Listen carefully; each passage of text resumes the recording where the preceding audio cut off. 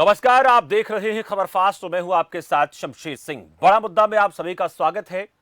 कृषि संबंधी तीनों बिलों को लेकर सड़कों पर किसानों का हंगामा है तो संसद में विपक्ष का विरोध। लेकिन सरकार को फिर भी लगता है ये तीनों बिल किसानों के दिन बदलेंगे, उन्हें दशकों सालों की गुलामी से मुक्ति देंगे, क्योंकि किसानों को बंधनों से मुक्त किया जा रहा है। लेकिन बिलों के विरोध में केंद्र की एनडीए सरकार के सहयोगी भी आने लगे हैं। शिरोमणि अकाली दल के सांसद हरसिमरत कौर बादल ने कैबिनेट से इस्तीफा दे दिया है। यानी कृषि बिलों की तकरार एनडीए में दरार की वजह बनती जा रही है।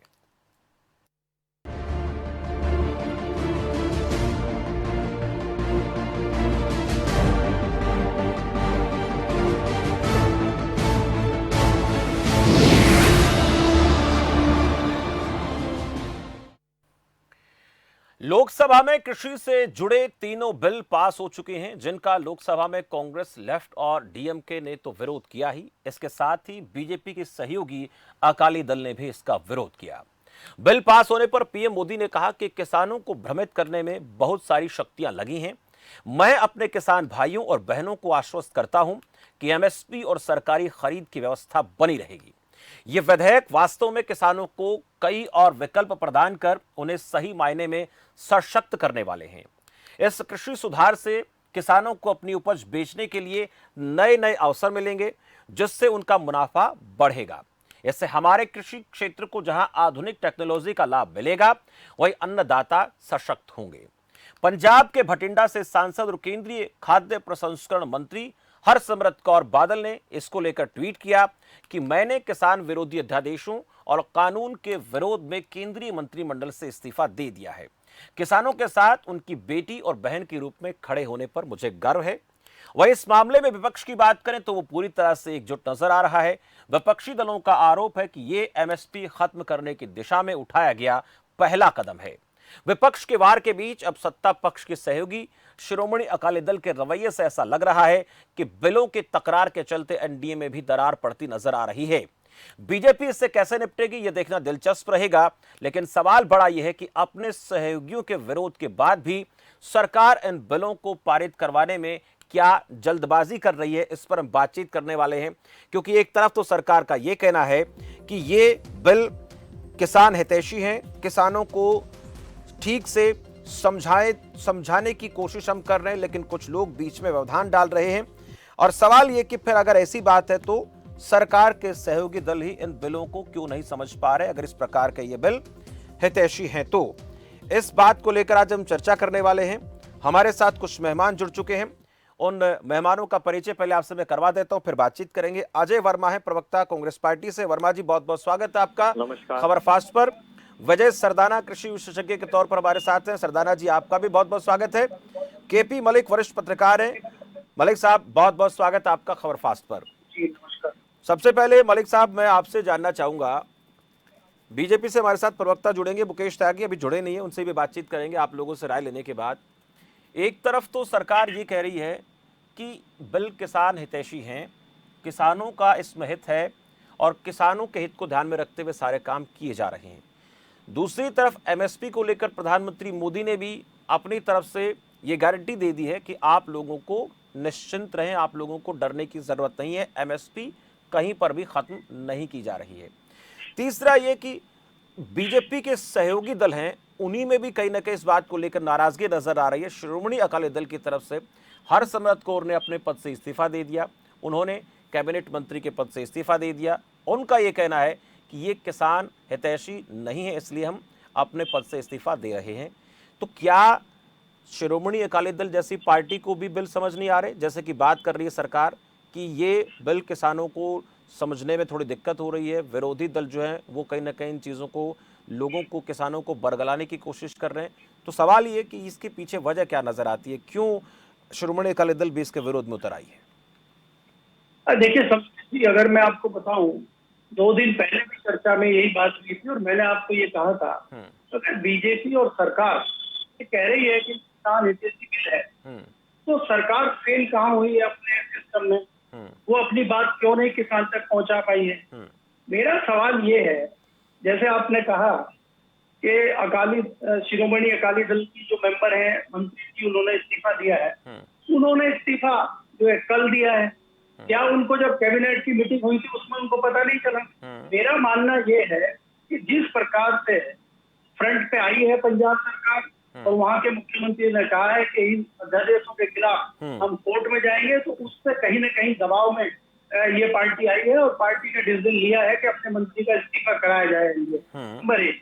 नंबर 2, मैं बताना चाहता हूँ आपको कि अगर प्रधानमंत्री कह रहे हैं और कृषि मंत्री कह रहे हैं कि एमएसपी को कोई दिक्कत नहीं है, तो इसको लिख क्यों नहीं देते उसमें अध्यादेशों में कि एमएसपी खत्म नहीं की जा रही है? किसान को कहीं ना कहीं डर ये है कि आप लिखने की जरूरत ही नहीं उसमें महसूस कर रहे हैं। जब आप उसमें एमएसपी कह रहा है किसान, तो अध्यादेशों में लिख दीजिए। आपने कहीं गारंटी ली नहीं है उसमें लिखनी, खाली कहने से नहीं होगा ना। तो कहीं ना कहीं किसान को इस बात का ऐतराज है कि सरकार खाली कह रही है, लिख नहीं रही है। जैसा आपने बाकी चीजें लिखी हैं तो अध्यादेशों में लिखी है, गारंटी है उसकी सरकार की। अब सरकार तो अपना पल्ला झाड़ रही है। लेकिन जिस तरह से प्रधानमंत्री मोदी ये बात कह रहे हैं, उनकी बात पर भी क्या किसानों को भरोसा नहीं होगा? क्योंकि देश के मुखिया अपनी जुबान से ऐसा कह रहे हैं, तो कोई ना कोई तो उनकी बात में, उनकी जुबान में इस बात को लेकर किसानों को भरोसा होना चाहिए कि देश के मुखिया की तरफ से ऐसा कहा जा रहा है, हमें भरोसा करके देखना चाहिए। देखिए शमशेर जी, इस तरह की बहुत सारी बातें आती है। मैं आपको कहूं, जैसे प्रधानमंत्री जी ने अभी कहा था कि कोरोना के बीच में कई सारे लोगों को दिक्कतें हैं और हमने बैंकों को कह दिया है कि जो छोटे व्यापारी हैं, छोटे फैक्ट्री चलाने वाले लोग हैं, वो बैंकों में जाएं और बैंक उनको एक अमाउंट देगी और वो अपना कारोबार शुरू करें। तमाम ऐसे कई व्यापारियों से मेरी बात हुई है जो लगातार बैंकों में धक्के खा रहे हैं और बैंक कर्मचारी का कहना है कि हमारे पास कोई ऐसा सरकार की तरफ से आदेश नहीं है लिखित में कि हम आपको लोन दे दें। ये तो वो लोग हैं जो पढ़े लिखे लोग हैं, जो अपना बिजनेस कर रहे हैं, व्यापार कर रहे हैं, फैक्ट्रियां चला रहे हैं। ये तो आम किसान है, इसको कहां से कोई गारंटी? खाली प्रधानमंत्री के कहने से कुछ नहीं होगा। प्रधानमंत्री को एक रूल लागू करना चाहिए, उनको लिख के देना चाहिए, मेरा ये मानना है। इन्हें अध्यादेश में एक लाइन जोड़ दीजिए आप कि भाई एमएसपी की गारंटी सरकार की रहेगी। अगर सरकार तो इससे बचना चाहती है, सरकार ही पल्ला झाड़ लेगी, तो किसान कहां जाएगा बताइए? बिल्कुल, एक छोटी सी लाइन से सारा फसाद खत्म हो सकता है। और विपक्ष को लेकर जो आरोप लग रहे हैं राजनीति करने के, बरगलाने के ऐसे आरोप सरकार लगा रही है, वो बिल्कुल खत्म हो सकता है। सरदाना साहब, एक लाइन लिख देनी है, एमएसपी इन बिलों में ऐड कर दें, एक ही लाइन। ज्यादातर किसान जो विरोध कर रहे हैं वो यही चाहते हैं, हालांकि कुछ लोग तो इन तीनों बिलों का विरोध कर रहे हैं, पर एक ही लाइन लिखवाना चाहते हैं। लिख दो, कोई आपत्ति नहीं है। शमशेर जी, ये बहुत सेंसिटिव और सीरियस मुद्दा है जी। पहली बात तो ये जो 3 बिल हैं, इसका सरकारी खरीद से कोई लेना देना नहीं। ये है बिल कि किसान जिससे चाहे डील करे, जहां चाहे बेचे, जब चाहे बेचे। ये ट्रेड किसान को मुक्ति देता है बिचौलियों से। इसमें सरकारी खरीद का कहीं जिक्र नहीं है, पहली बात। तो एमएसपी का मुद्दा इस बिल में कहीं बैठता नहीं, पहली बात जी। दूसरा जो बिल है वो है आपका एसेंशियल कमोडिटी एक्ट का। सरप्लस स्टॉक्स आपके पास हैं, रखने के गोडाउन आपके पास नहीं है। इन्वेस्टमेंट इसलिए नहीं आता कि सरकार किस पॉलिटिकल रीजन से क्या डिसीजन ले ले। किसान का माल सड़ता रहता है, कोई खरीदार नहीं मिलता, कोई गोडाउन नहीं मिलता। उसको सुधारने के लिए एसेंशियल कमोडिटी एक्ट आया। तीसरा है कॉन्ट्रैक्ट एक्ट। किसान अगर चाहे और उसको कोई व्यापारी अच्छा पैसा देने को तैयार है, मान लीजिए मैं एक्सपोर्टर हूँ, मैं कहता हूँ आप मेरे लिए खास किस्म का आलू उगाइए, टमाटर उगाइए, भिंडी उगाइए, मेरे को एक्सपोर्ट करना है, मैं आपको 50 रुपए किलो देता हूँ। और अगर किसान को लगता है कि ये बात सही है तो किसान मेरे से एग्रीमेंट करेगा, नहीं तो नहीं करेगा। कोई जरूरी तो नहीं है एग्रीमेंट करना। कहने का मतलब ये है कि तीनों बिलों में एमएसपी की कहीं बात ना स्कोप में है ना आती है। तो जो कानून आए हैं पहले उसका पर्पस समझा जाए। अब रही बात दूसरा, जो गलतफहमी फैलाई गई है कि साहब एपीएमसी का क्या होगा। एपीएमसी वही की वही रहेगी, क्योंकि केंद्र सरकार एपीएमसी छेड़ नहीं सकती कानून के हिसाब से, संविधान के हिसाब से। एपीएमसी राज्य सरकारों के अधीन है, संविधान के हिसाब से वो राज्य सरकारों का आधार क्षेत्र है। अब राज्य सरकार अगर चाहती है कि एपीएमसी में सारा माल एमएसपी पे बिके, तो राज्य सरकार एक कानून बना सकती है कि जो भी माल एपीएमसी में बिकेगा वो एमएसपी के नीचे नहीं बिकेगा। अब ये किसान और व्यापारी के बीच की बात है। जितने एपीएमसी के व्यापारी हैं वो किसान से एमएसपी पे खरीदे, कोई मना नहीं कर रहा। तो जो क्षेत्र राज्य सरकार का है उसमें केंद्र सरकार क्यों दखल करेगी? और राज्य सरकारों को अगर एमएसपी देना है, एपीएमसी आपके अधिकार क्षेत्र में है, तो आप घोषणा कर दीजिए ना कि हमारे राज्य में जो भी एपीएमसी में माल बिकेगा वो एमएसपी से नीचे नहीं बिकेगा। अब किसान को ये सोचना है कि एपीएमसी के अंदर बेचना है या बाहर बेचना है। अगर उसको लगता है कि एपीएमसी में फायदा ज्यादा है वो अंदर बेचेगा, अगर उसको लगता है फायदा बाहर ज्यादा है वो बाहर बेचेगा। इसमें कंफ्यूजन क्यों क्रिएट किया जा रहा है? लेकिन सवाल यही ये है, ये वजह सरदाना जी, लेकिन जो सत्ता पक्ष के साथ लोग जुड़े हुए हैं वो भी नहीं समझ पा रहे हैं। किसान को कहां समझ में आएगा ये सब? देखिए ये सारी बातें जो हो रही हैं, एक बड़ा सवाल ये आ गया कि ये क्यों हो रहा है। एसएडी की तरफ से ऐसी क्यों प्रतिक्रियाएं आ रही हैं कि ये किसान हितैषी नहीं है? वो क्यों कह रहे हैं? उनको तो समझ में आ जाना चाहिए कि बहुत सही है। ऐसा है शमशेर जी, सोते हुए को जगाया जा सकता है, अगर जागता हुआ आदमी सोने का बहाना करे तो उसका क्या करे? तो आप क्या समझते हैं कि मैडम बादल को संविधान पढ़ना या कानून पढ़ना नहीं आता? पिछले 5 जून से ये बिल था, तब तो कहीं उन्होंने रिजाइन नहीं किया था। अब क्या हुआ कि जब कांग्रेस ने मुद्दा उठा दिया, और आप समझिए अकाली दल की राजनीति सिर्फ पंजाब तक सीमित है, और कांग्रेस ने ये बोल दिया कि देखिए अकाली दल बीजेपी के साथ है और बीजेपी किसान विरोधी है, तो उन्होंने अपनी पॉलिटिकल इमेज सुधारने के लिए कहा ठीक है हम बीजेपी के साथ नहीं है, हम रिजाइन कर रहे हैं क्योंकि कांग्रेस कह रही है हम उनके साथ है। इतनी सी कहानी है। मतलब आप ये कहना चाहते हैं सरदाना साहब कि इसमें इकोनॉमी नहीं है, इसमें पॉलिटिक्स है। पॉलिटिक्स इसमें है, लेकिन इसका ये भी मतलब निकलेगा कि श्रोमणी अकाली दल कहीं ना कहीं अपने प्रदेश के किसानों को यह समझाने में नाकाम रही कि ये तीनों बिल किसान हितैषी हैं। ये भी बात निकलेगी। अजय वर्मा जी, चलिए मैं अजय वर्मा जी आपके पास आऊंगा, उससे पहले राजीव जेटली प्रवक्ता भारतीय जनता पार्टी से जुड़ गए हैं। राजीव जेटली जी, बहुत बहुत स्वागत है आपका खबरफास्ट पर। हाँ जी, धन्यवाद जी। अजय वर्मा जी, प्रधानमंत्री मोदी सीधे तौर पर कह चुके हैं कि एमएसपी के साथ कोई दिक्कत नहीं है, मंडियों में आड़ती खरीद करते रहेंगे, और जैसा कि सरदाना साहब कह रहे हैं कि राज्य सरकारें कानून बना सकती हैं अगर उनको लगता है कि इसमें किसान का हित नहीं नजर आ रहा, तो फिर क्यों कांग्रेस पार्टी पर यह आरोप लग रहा है कि कांग्रेस पार्टी इस पूरे प्रकरण में कहीं ना कहीं राजनीतिक साजिश के तहत काम कर रही है? देखिए, ज्ञानवान प्रधानमंत्री जी ने अब तक कितनी बातें कही हैं, और देश की 136 करोड़ नादान जनता ने सारी बातें सुनी। 15 लाख आएंगे, 2 करोड़ नौकरी, 5 ट्रिलियन जीडीपी, ये भी तो ज्ञानवान प्रधानमंत्री जी ने कहा है। तो जनता आखिर करे तो उन पर क्यों विश्वास करे? नंबर 1। नंबर 2, जिस वक्त ईस्ट इंडिया कंपनी आई थी, आपको याद है जमींदारी प्रथा चलती थी, जमीन किसी की थी और उसको ऊपर कमाई और कोई लेता था। 1947 में देश आजाद हुआ और 1950 में पहला बिल आया, ये जमींदारी उन्मूलन अधिनियम, जिसमें उत्तर प्रदेश का कृषि योग्य जितने भी स्टेट थे उनका महत्वपूर्ण रोल। सरकार ने पहल करी कि भाई किसान भाइयों को कुछ किया जाए, और जमींदारी, एक तो उससे बंधुआ मजदूरी को मुक्ति मिली थी, बंधुआ मजदूरी बड़ा हिंदुस्तान का एक सिस्टम था, और एक ये किसानों की जो समस्याएं थी बहुत उसको मिली थी। ये पुणे भारत हमारा 1947 की तरफ लौट रहा है। अपने 4 उद्योगपति मित्रों के हाथों में ये देश की जमीन का मामला इनके हाथ में आ जाएगा, किसानों की, चाहे वो एमएसपी का मामला हो, चाहे उपज का हो, जमीन का हो, मालिकाना किसानों का रहेगा, लेकिन उस पर जितने भी हुकूमत चलेगी वो देश के इन 4 बड़े व्यापारियों पे चलेगी। देश की सरकार एक उसकी एजेंडों, जैसे रेलवे स्टेशन, जैसे जहाजों का, निजी हवाई अड्डों को, जिनमें अब वो आप देख रहे हैं रोज की, उसमें अब कौन सा टैक्स बढ़ा दिया, लोग उसका विरोध कर रहे हैं। अभी सुन लीजिए, मैं खत्म तो कर दूं एमएसपी के मुद्दे पर। बिल्कुल, मैं सुन रहा हूँ आपको सर, कहा होगा मैंने तो ये कहा ठीक है। हाँ, मैं ये कह रहा हूँ कि जब ये सारे हालात पूरे देश के सामने हैं, हमारे अर्थशास्त्री जी भी बैठे हैं, उसके मन में भी कहीं ना कहीं इस देश की पीड़ा है कि देश की जितनी भी लाभदायक कंपनियां हैं उनको बेचा जा रहा है, बैंकों का जो है राष्ट्रीयकरण इंदिरा जी ने करा था, अब उनको खत्म किया जा रहा है। आखिर क्यों क्यों क्यों क्यों? ऐसे ही हिंदुस्तान का जो बेचारा गरीब मजदूर अन्नदाता है, किसान भाई है, उस पर लाठीचार्ज, थोड़ा जल्दी से बात खत्म हरियाणा में हुआ हाँ। लाठीचार्ज, उत्तर प्रदेश में गाजियाबाद के बॉर्डर पे हुआ लाठीचार्ज। तो किसान जो अन्नदाता है, आप उसकी बातें करके उससे वोटों के लिए तो देश भर की चीजें करते हैं, लेकिन ये जो काला कानून आप लाए हैं इन 3 बिलों के थ्रू, ये सही मायनों में अंग्रेजी टाइम जैसे अंग्रेज काला कानून लाए थे, काला पानी था, और ये किसानों के हितार्थ में नहीं है। ये सही मायनों में किसानों को बर्बाद करने के लिए सरकार लेके आई है।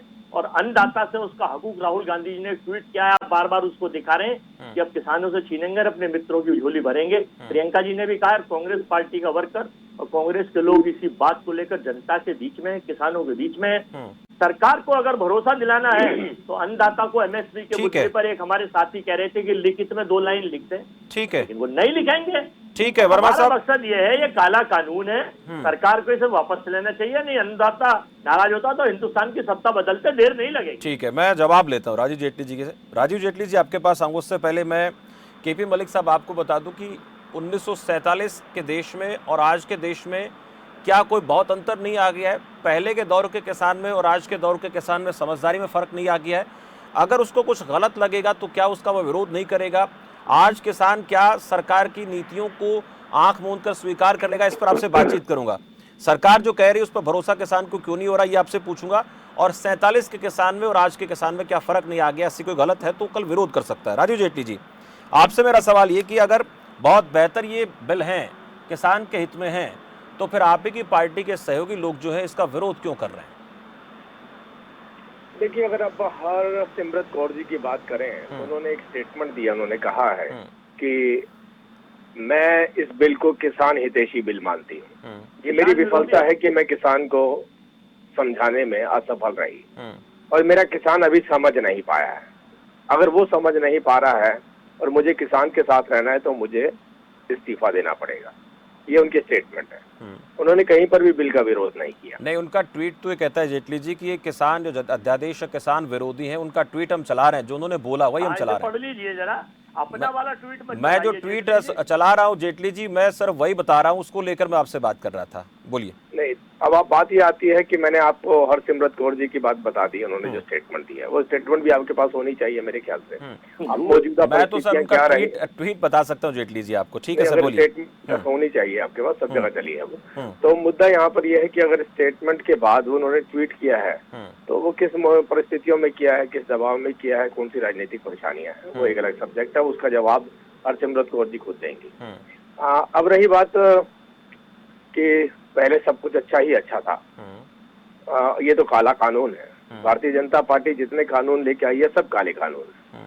किसान सम्मान निधि योजना को हटा देना चाहिए, जो 95,000 करोड़ रुपया किसानों के खातों में गया है, उसको हटा देना चाहिए। लगभग 2.5 लाख करोड़ का बजट हमने दिया, शायद वो भी जरूरत नहीं थी किसानों के लिए, क्योंकि सबसे बेहतर बजट वो था जब 2013 में 2700 करोड़ का हमारी इससे पिछली सरकार, यूपी की सरकार देके गई थी। 2100 रुपया मासिक एवरेज आय किसानों की होती थी। अगर 8,000 से घटाकर हम 2100 पर ले आए तो मुझे लगता है वो सबसे बेहतर होगा किसानों के लिए। यही मांग कर रही है किसान कांग्रेस पार्टी कि जो हमने किया था आप वो क्यों नहीं कर रहे हैं। लेकिन अपने मैनिफेस्टो में उन्होंने ये वायदा किया था कि अगर हमारी सरकार आई तो बिल्कुल यही प्रावधान करेंगे जो हमने अपने बिल के अंदर करे। अगर वो मैनिफेस्टो की कॉपी चाहिए तो आपके पास भी होगा, चाहिए तो दूसरों के पास भी होगी जो कांग्रेस के प्रवक्ता बैठे हैं। इशू यहाँ पर यह है कि किसान को बांध के रखना कहाँ की समझदारी है, बताइए। मैं अगर फसल बोना चाहता हूँ और फसल की बुआई से पहले मेरे पास खरीदार आ जाए, तो हम हरियाणा की बात करते हैं, कई बार थोड़ा हरियाणा से बाहर निकलेंगे तो सारी परिस्थितियां हरियाणा और पंजाब जैसी नहीं होती हैं हर जगह पे। आप आगरा की बेल्ट में चलेंगे तो आलू सड़कों पर फेंकना पड़ता है वहाँ किसानों को, क्योंकि वो आलू उगा तो देते हैं लेकिन वो आलू का खरीदार नहीं होता। अगर आपका खरीदार आपको पहले ही मिल जाता है, बुआई से पहले मिल जाता है, और उसकी रेट भी निश्चित कर लिए जाते हैं, निर्धारित कर लिए जाते हैं, और किसान को ये पता होता है कि मुझे अपनी बेच के लिए जद्दोजहद नहीं करनी है, मुझे केवल बुआई के लिए करनी है, मुझे सिंचाई के लिए करनी है। अगर ये सारे प्रावधान जैसे कॉन्ट्रैक्ट फार्मिंग कहते हैं हम, उसमें किए जाएं और दरवाजे मंडियों के खोल दिए जाएं कि किसी भी किसान को एमएसपी पे अपनी फसल बेचनी है तो वो यहाँ बेच सकता है। लेकिन अगर इससे ज्यादा पैसा आपको कहीं मिलता है या कोई और प्रदेश का किसान किसी और जिले में, प्रदेश में या किसी और जिले में जाना चाहता है तो क्यों नहीं जाना चाहिए? ये बंदिशें क्यों? राजस्थान का किसान, उत्तर प्रदेश का किसान, हरियाणा का किसान अपनी सब्जियां लेके आसपास जाता था तो पुलिस के डंडे सहने पड़ते थे उन्हें। जगह जगह इंस्पेक्टर राज की वजह से वो अपनी फसलों को बेच नहीं पाता था। और आपको सबसे महत्वपूर्ण बात, अगर दूसरे प्रदेश का किसान दूसरे प्रदेश में आके बेचता था वो घोटाला कहलाता था, उसको घोटाले का नाम दिया जाता था। तो आप ये सोचिए क्या किसान घोटाला करता है? और अब जो विरोध प्रदर्शन हो रहे हैं वो विरोध प्रदर्शन जिन वजहों को लेकर हो रहे हैं, जो आड़तियों की समस्या है, उस समस्या पर भी हरियाणा प्रदेश के मुख्यमंत्री ने तो इनिशिएटिव लिया है। उन्होंने कहा है कि मैं आड़तियों के साथ हम समन्वय बनाएंगे, किसी का नुकसान नहीं होना चाहिए। लेकिन इसका ये मतलब नहीं है कि हम किसान का नुकसान करके बाकी सब मिडलमैन का फायदा कर दें। 7.5 रुपए किलो के हिसाब से टमाटर खरीदा जाए और 45 रुपए किलो के हिसाब से बेचा जाए। बीच के लोग कौन है? वो किसको बचाने के लिए लड़ाई लड़ी जा रही है? सरकार की क्या किसान को फायदा नहीं मिलना चाहिए? वो ठीक है जेटली साहब, मैं केपी मलिक साहब, मैंने आपसे एक सवाल किया था और आपने सभी को सुना, राजीव जेटली जी को भी सुना, लेकिन मैंने भी सवाल पूछा कि पहले की परिस्थितियों में और आज की परिस्थितियों में क्या बदलाव नहीं आ गया, अंतर नहीं आ गया है? उस वक्त किसान को हो सकता है उतनी समझ ना हो, आज तो लोगों को अपने अधिकारों का, अपने कर्तव्यों का इतना ज्ञान हो गया है कि अगर उसको कल लगेगा कि हालात ठीक नहीं है तो वो विरोध कर सकता है। अब तो जो बात हो रही है उसके ऊपर क्या किसान को विश्वास नहीं करना चाहिए क्या? मलिक साहब देखिए, अगर बात करेंगे शमशेर जी, जैसे कि अभी जेटली जी ने कहा कि किसान को क्या समझ में आता है, किसान को क्या समझ में नहीं आता है, आपने भी कहा। मेरा कहना यह है कि जैसे इन्होंने कहा है कि प्रधानमंत्री समृद्धि योजना और प्रधानमंत्री को जो 6,000 रुपए देने की बात प्रधानमंत्री ने कही थी किसानों को, किसी किसान ने विरोध नहीं किया, उनको समझ में आ गया। तो किसान इस अधिनियम का विरोध क्यों कर रहा है? तो यहाँ तो हम ये नहीं कह सकते कि किसान की समझ में कुछ नहीं आ रहा। मैं तो मान के चल रहा हूँ कि किसान की समझ में सब कुछ आ रहा है और किसान की समझ में ये नहीं आ रहा है कि उसकी एमएसपी कैसे मिलेगी। भाई मान के चलिए कि आपने 1,000 रुपए क्विंटल धान खरीदना है, इससे नीचे आप नहीं खरीद सकते। अगर उसके लिए कोई ग्राहक नहीं है तो सरकार खरीदेगी। धान पे और गेहूं पे ये एमएसपी मिलती है। अगर कल को एमएसपी है नहीं, कहीं कुछ लिखित में नहीं है, कोई नहीं है, मंडी में बिक नहीं रहा है, तो वही 400 रुपए क्विंटल बिकेगा। तो ये सरकार से किसान गारंटी चाहता है कि इससे ना हो। देखिए, मैं एक उदाहरण आपको देता हूँ, उसमें कॉन्ट्रैक्ट की खेती भी आ जाएगी, एमएसपी भी आ जाएगी, सब आ जाएगी। गन्ने के रेट का निर्धारण सेंट्रल गवर्नमेंट और स्टेट गवर्नमेंट मिलकर करती है और उसका जो है कॉन्ट्रैक्ट है शुगर मिल के साथ। शुगर मिल आज तक पेमेंट ही नहीं कर पा रहा है किसानों को पूरी। आज जो है अगले महीने से नया सीजन शुरू हो जाएगा और अभी तक उसको पिछले साल का पैसा पूरा नहीं मिला है। किसी को 40%, किसी को 30%, किसी को 50% पैसा मिला है। तो ये तो दुर्भाग्य है किसान का। जहां सरकार को करना चाहिए, क्या मैं पूछना चाहता हूं जेटली जी से, कितने ऐसे लोगों को आपने जेल भेजा है आज तक जिन्होंने गन्ना किसान का पेमेंट नहीं किया? कितने आज तक आपने ऐसे लोगों को जेल भेजा है जिन्होंने टैक्स की चोरी करी है? आप खुद ही कह रहे हो कि वहां पे 5 रुपए किलो प्याज बिकता है या टमाटर बिकता है और दिल्ली में वही लाके उसको 45 रुपए किलो, 50 रुपए किलो बेच रहा है। बीच के लोग कौन है? क्या सरकार नहीं जान पाई है क्या?